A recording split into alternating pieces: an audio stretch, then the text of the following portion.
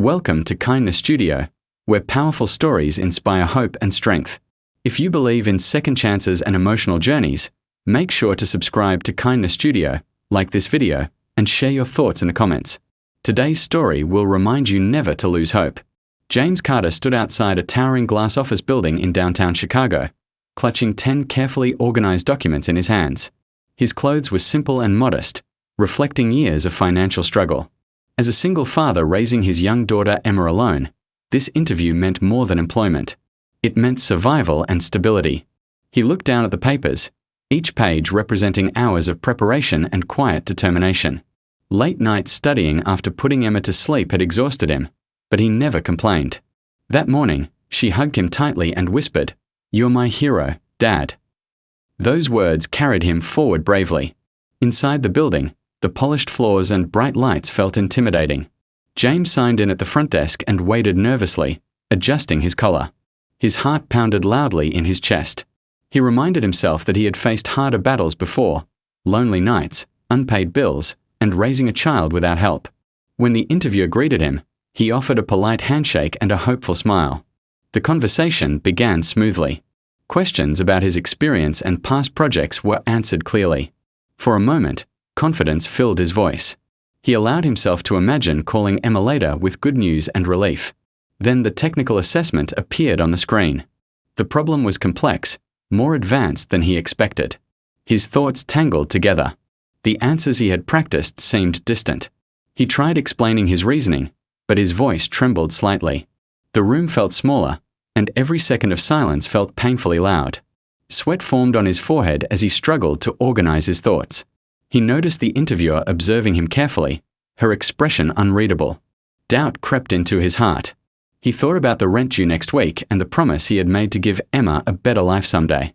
He attempted one final explanation, speaking slowly and honestly about how he would approach the challenge.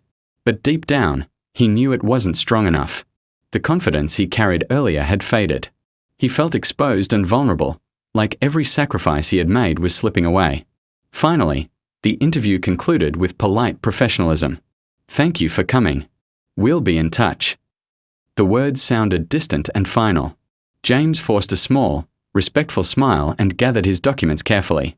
He stood up, shook hands again, and walked toward the door with quiet disappointment.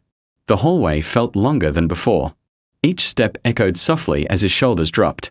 He kept his head down, avoiding eye contact with passing employees.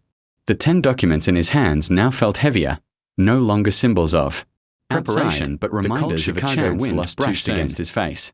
Cars passed by, people hurried along the sidewalks, and life continued as usual. But inside him, everything felt paused. He wondered how he would explain this to Emma without breaking her hopeful heart and innocent belief in him. James reached the building's exit doors slowly, ready to walk away and disappear into the busy streets. He felt tired, defeated, and uncertain about what came next. Little did he know, behind him, footsteps were about to change everything and prove that sometimes life surprises us unexpectedly. If this story touches your heart, remember to subscribe to Kindness Studio, like this video, and leave a comment sharing your thoughts.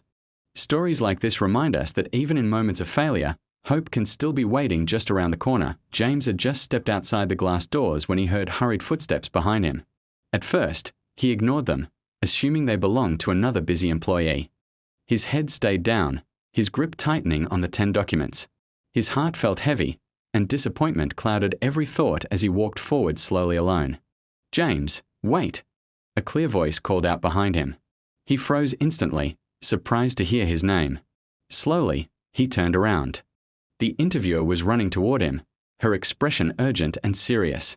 She held nothing in her hands, her focus entirely on him. James felt confused, unsure what this unexpected moment meant right now. She finally reached him, catching her breath. For a moment, neither of them spoke. James searched her face for answers, fearing bad news or forgotten paperwork. But there was something different in her eyes. It wasn't disappointment. It was curiosity and determination, as if she had something important she needed to say immediately. "James," she said gently, "I know you think the interview didn't go well." He looked down, unable to argue. "But I watched how you handled pressure. You didn't lie. You didn't pretend. You stayed honest." Her words surprised him. No interviewer had ever praised him after failure. It felt unreal. He blinked, unsure if he heard correctly. "I'm sorry," James said quietly. "I know I wasn't good enough." The words hurt him deeply. She shook her head immediately. "No, you were real.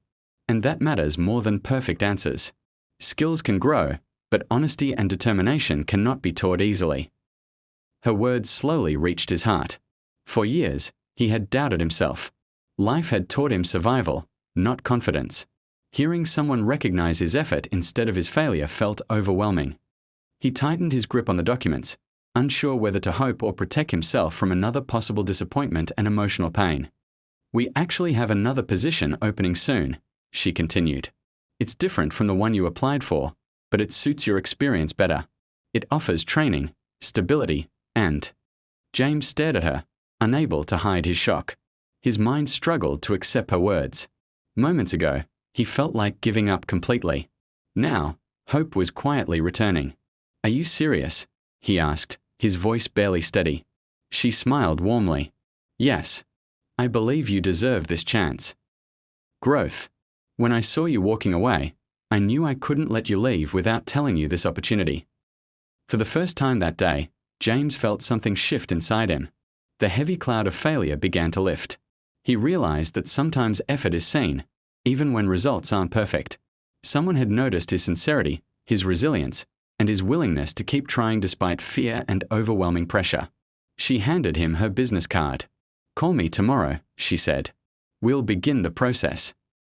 He accepted it carefully, as if it was something fragile and priceless. His hands trembled slightly. This small card represented something greater than employment. It represented belief, recognition, and a second chance at rebuilding his life. As she returned inside, James stood there quietly, holding his documents and the card. The same building that once felt intimidating now felt different. He realized the interview wasn't truly a failure. It was part of a journey. Sometimes doors don't close. They simply redirect you somewhere better. Driving home later, James couldn't stop smiling. He thought about Emma waiting for him. He imagined her excitement and proud smile. He knew challenges still existed, but something had changed forever. He no longer felt defeated. He felt stronger, hopeful, and ready to prove that persistence can change everything.